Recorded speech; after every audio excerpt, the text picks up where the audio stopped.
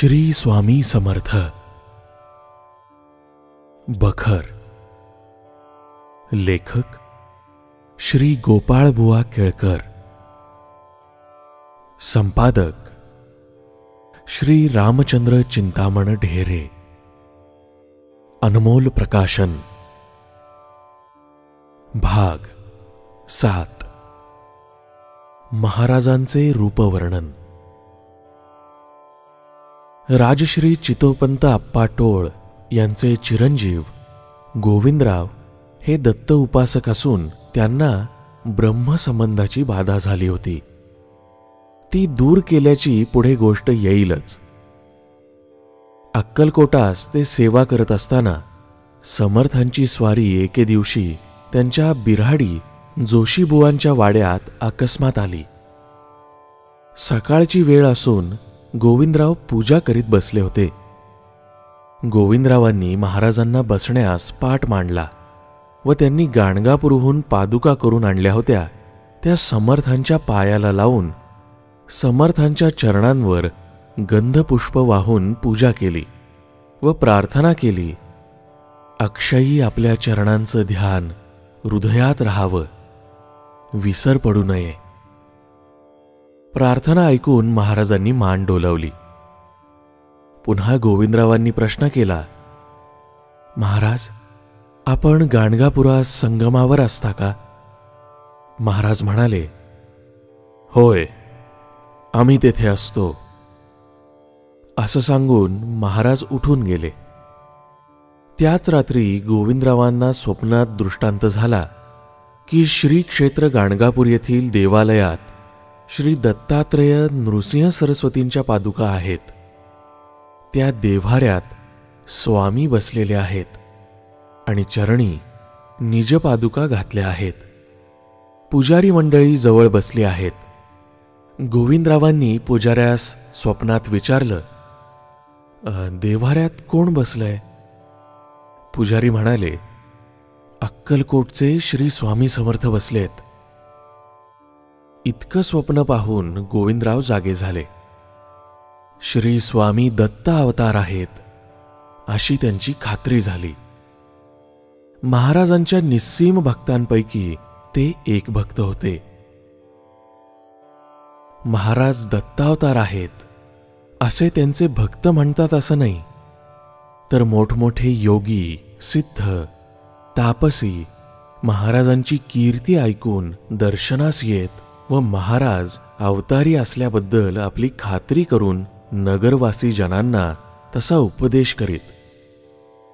आळंदीचे नृसिंह सरस्वती स्वामी व यशवंतराव महाराज देव मामलेदार हे साधूही महाराजांना अवतारी मानित असत।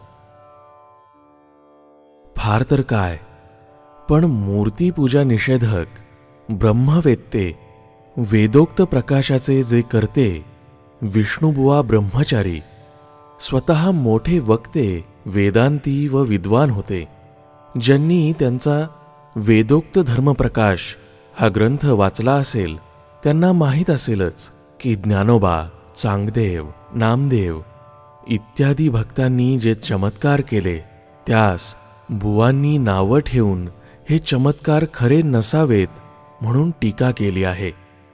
अशा मार्मिक विद्वानांकडून महाराजांना अवतारी असा किताब मिळालाय। याहून जास्त पुरावा तो कोणता पाहिजे? श्री स्वामी महाराजांचा जन्म कोठे झाला, ते लहानाचे मोठे कुठे झाले, त्यांची माता पितरे कोण होती, जात कोण, देश कोण, त्यांनी दीक्षा कुठे घेतली, यातील एकाही गोष्टीचा पत्ता लागला नाही। त्यांनी संन्यास कुठे व केव्हा घेतला त्याचाही पत्ता लागला नाही। ते संन्यासी होते आणि केव्हा केव्हा वेदातील किंवा पुराणातील वाक्य म्हणत, यावरून ते ब्राह्मण असावेत असा अनुमान होतं। ते ब्राह्मण, शूद्र, यवनाकडेही भोजन करीत। त्यांची कांती दिव्य तेजपुंज होती। शरीराचा वर्ण गौर असून तांबूस होता। ते अजानुबाहू होते। त्यांच्या अंगाचं तेज इतकं प्रखर होतं की त्यांच्याकडे एकसारखी दृष्टी लावून कोणाच्यानेही पाहवत नसे. दर्शनास लोक येत ते त्यांच्या पायावर डोकं ठेवून देवाप्रमाणे दर्शन घेत. एखादा पायांवर डोकं ठेवू लागला म्हणजे एखाद्या वेळेला मोठा चमत्कार होई.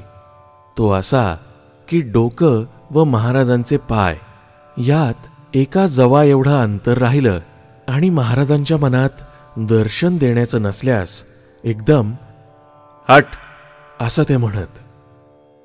त्याबरोबर दर्शन घेणारा घाबरून उलथा पालथा मागल्या मागे पडून जाई. याप्रमाणे अनेक वेळा अनेक जनांची धांदल उडे.